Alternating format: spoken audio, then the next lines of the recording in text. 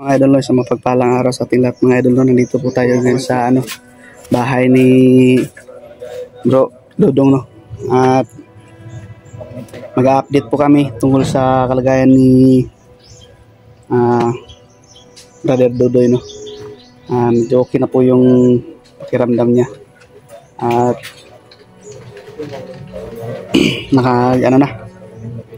nakabawi na ng lakas yung katawan niya.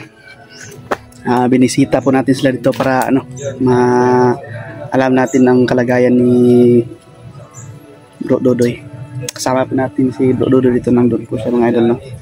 Okay na po siya, naka-recover na po yung katawan niya sa mga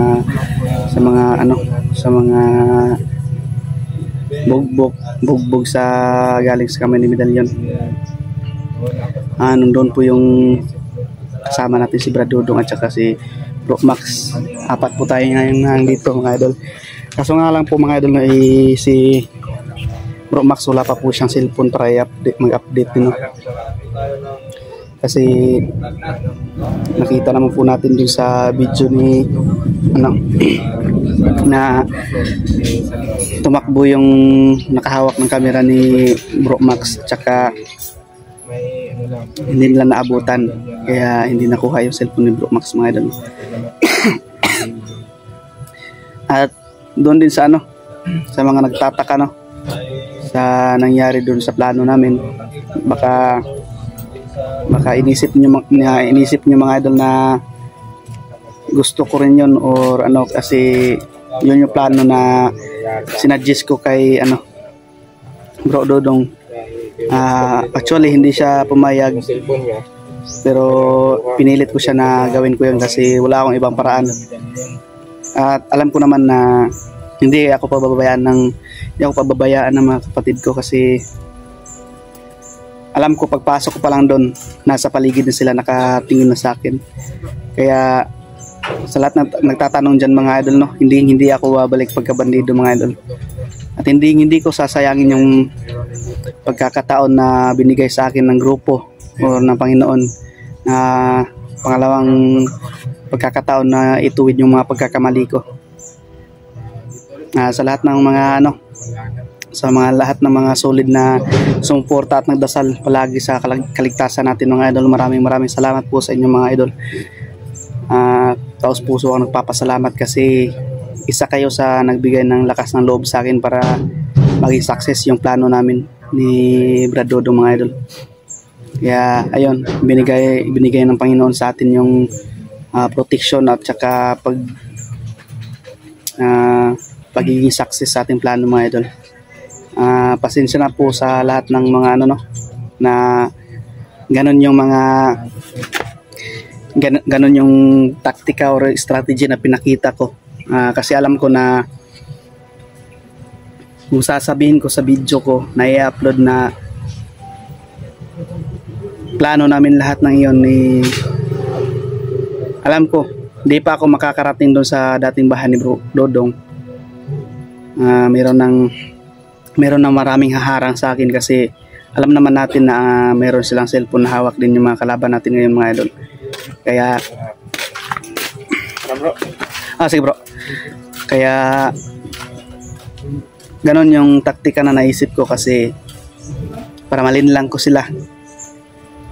At yun, binigay ng Panginoon sa atin ng pagkakataon na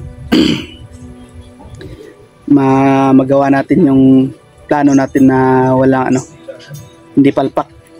At maraming salamat din pala sa mga kapatid natin tumulong nun, no, na andun si Bro Johnny, si Bro Reben at saka si Bro DJ, no. Sa inyo mga bro, maraming salamat sa pagtulong ninyong pagkuha kay Dudoy. Kasi alam ko na ano,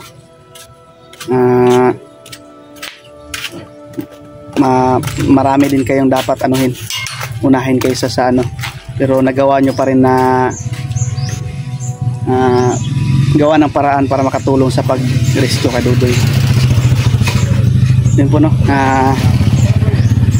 Big love shout out po sa lahat ng mga solid supporters, solid viewers, at saka sa laging sumusuporta, at saka sa hindi pa man nakapag-subscribe sa channel natin, no. Humihingi po ako ng konting suporta ninyo. Paki-subscribe, paki-like ng video natin para maging laging update kayo sa upload natin mga idol. Yun po mga idol, pupuntahan po natin si Bro Dodong doon. Nandun si Bro Dodoy. No bro. Okay ka na ba? Okay na ba yung kapatawan mo? Okay lang bro, dito lang yun bro. Yung medyo masakit. Medyo hindi pa okay yung sa ng ulo niya mga idol, no, kasi yan yung napuruhan. Kaya nakita naman natin. Isang araw bro, pumunta kami dun sa center, nagpa-check up kami. So may niresita naman sa akin, pero hindi ko lang sasabihin kung ano yung gamot. Basta yun, tuloy-tuloy mo lang yung pag-ginom na para ma-recover na yung sa ulo. Para maka-explore na tayo ulit. Oo. Yung po mga idol, no, dito po si Bro Dodoy, no. Medyo naka-recover na yung katawan niya. Kay Kuya Johnny at Kuya Johnny tsaka kay Raven. Sino pa yung isa? Si DJ. Oo. So yun, gusto ko lang din magpasalamat sa kanila, no, at sa mga solid supporters ko, sa lahat na nagdasal, no. So yun, maraming salamat po. At saka kay Maui, at kay Kuya Maxton, at kay Kuya Dodong sa nag-rescue pa sa akin. So, maraming salamat po talaga. Tara bro, puntahan natin si Bro Dodong.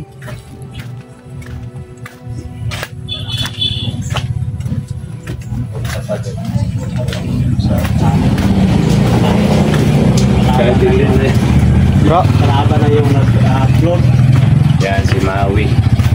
Ang gwapo ng kapatid natin ngayon. Shout out mga idol, mga supporters natin dyan. Ngayon bro, kami lang muna yung magkuha sa mukha mo. Kasi alam naman natin na wala ka pang cellphone ngayon. Paano bro kung kunwari makabili ka ng bagong cellphone, kahit yung mumurahin lang? Okay lang yan eh, kahit yung ano mo pa yun, malagyan mo pa yung account mo doon sa siyempre malaki yun, kasi alam ko naman lahat yung password. So yung sa Gmail ko. Okay lang sana kahit wala na yung cellphone niya sa kanya, no. Basta kasi parang malabo na talaga natin makuha yun doon kasi nandun sa kalaban, eh.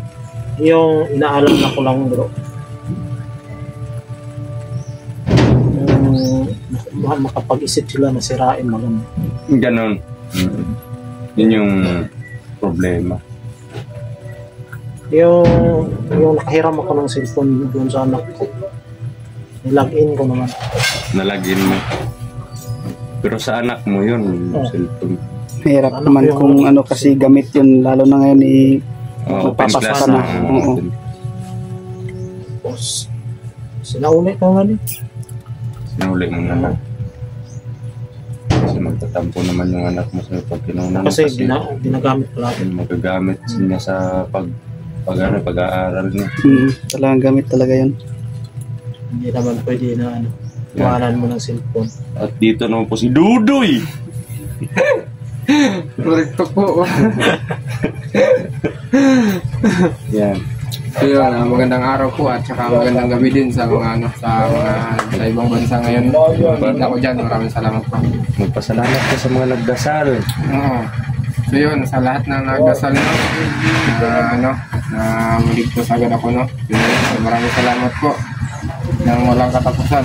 So ingat po kayo lagi. Para makikita yung kaluluwa mo dun, eh. Talagang niya sa katawan mo. Kaya nagugulat na ako pag biglang nilalagyan ng kamera yung mukha ko. Kahit nga camera ng cellphone ko, bumago ko na.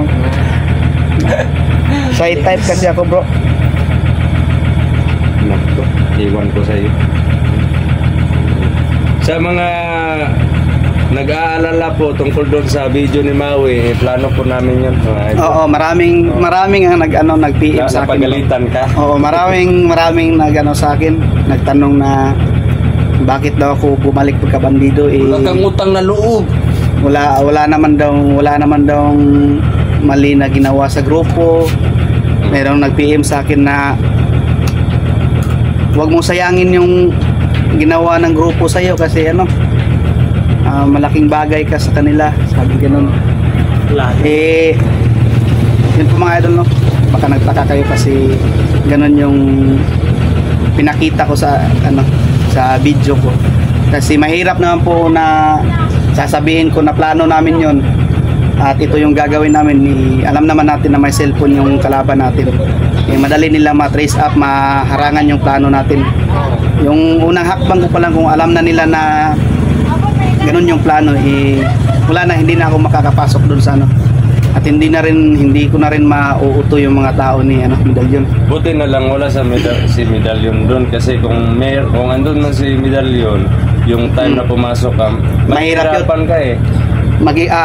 Magkakaroon talaga ng malaking digmaan kasi alam naman natin na hindi yun mauuto. Basta. At malayo pa lang ako, alam niya na yung plano ko. Yun yung sinasabi ko po na nagdadalawang isip ako na payagan yung plano ni Maui kasi isang mali niya lang pwedeng kapahamak po namin lahat. Buti na lang, parang gumaan yung loob ko nung nakita natin na lumakad si Medallion. Nakita niyo pa si Medallion na lumakad doon? Oo. Sabi nga ni Dudoy na na sabi niya na pupuntahan niya daw yung isang lugar para mag-ritual. So wala pang anting-anting sarap na sugurin. Oo nga eh. Yun nga So, yung hindi tayo basta-basta. Buti na lang na hindi rin tayo pinabayaan ng Panginoon. Naging success yung mahal plano tayo ng natin. Panginoon eh, kahit sino sa atin. Yung pagpasok ko pa lang doon, naghalo na yung kaba ko bro. Kaba. Pag-iisip ako paano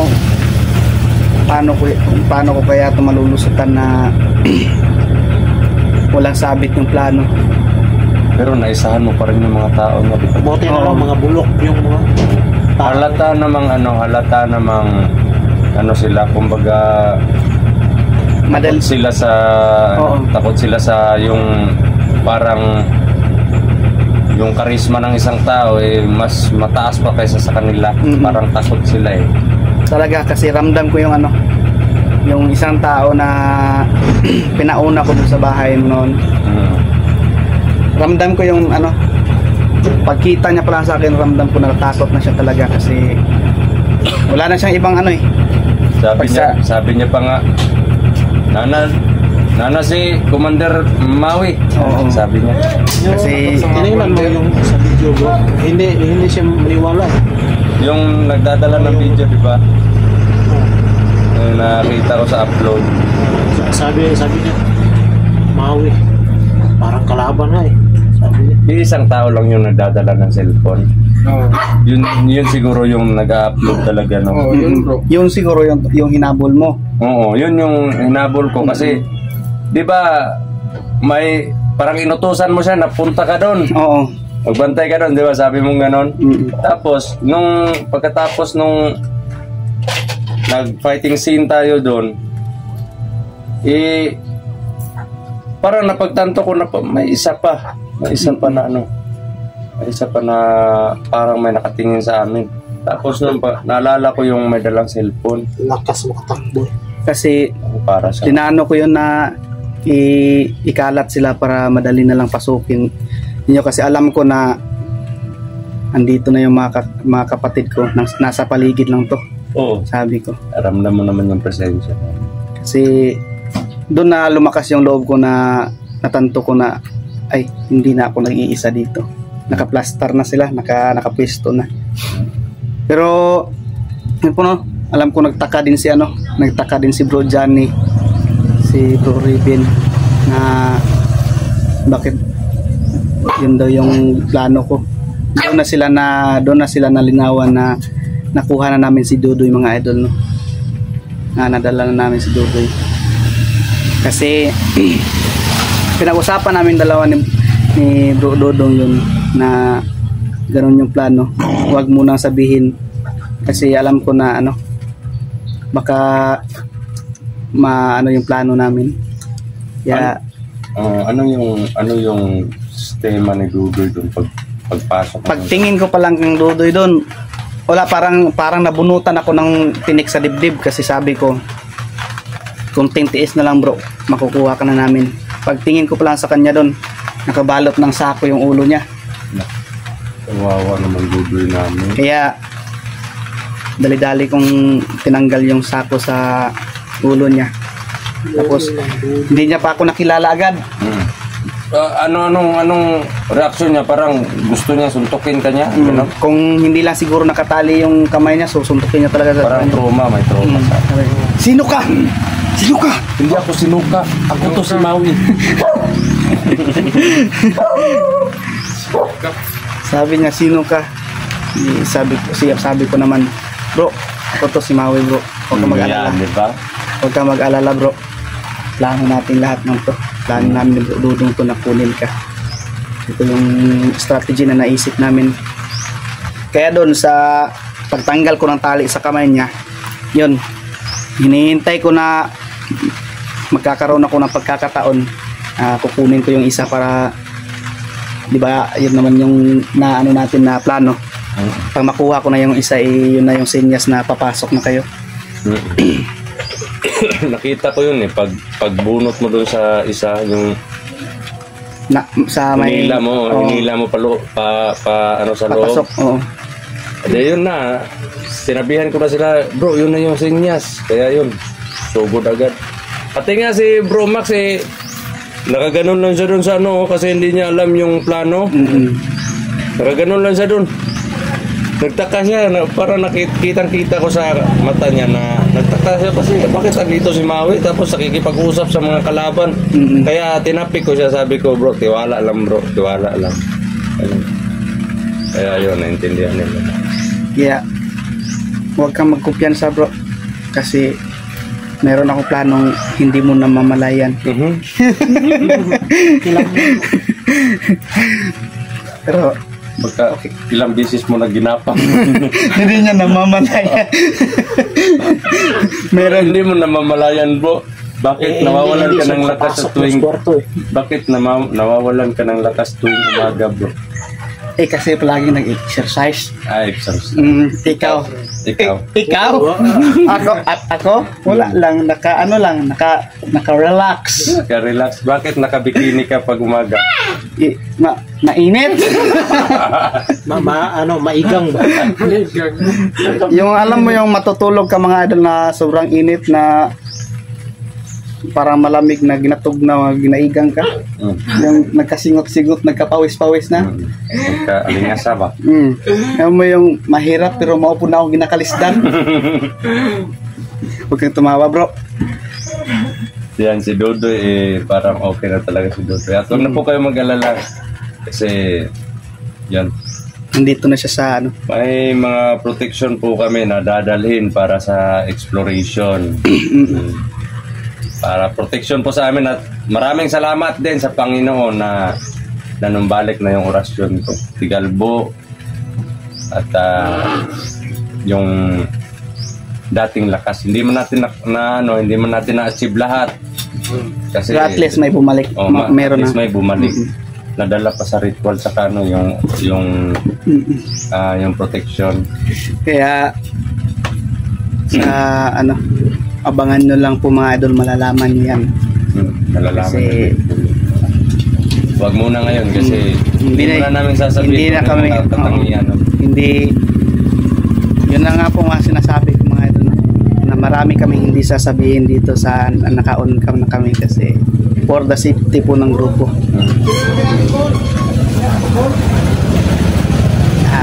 Yun po mga idol Sa lahat ng mga solid supporter natin lahat. Maraming salamat at sa lahat ng nagdarasal palagi, no. Maraming salamat mga idol. Kasi alam namin na kayo yung isa na nagbibigay lakas ko para gawin namin yung tama mga idol, no. Para sa lahat ng mga OFW natin dyan, mga kapatid, no, na nasa malayo sa pamilya nila, palagi kayo mag-iingat kasi alam naman natin na mahirap yung mga trabaho nyo kasi lalo na pag namimiss nyo yung mga mga pamilya nyo, hindi nyo agad mapupuntahan.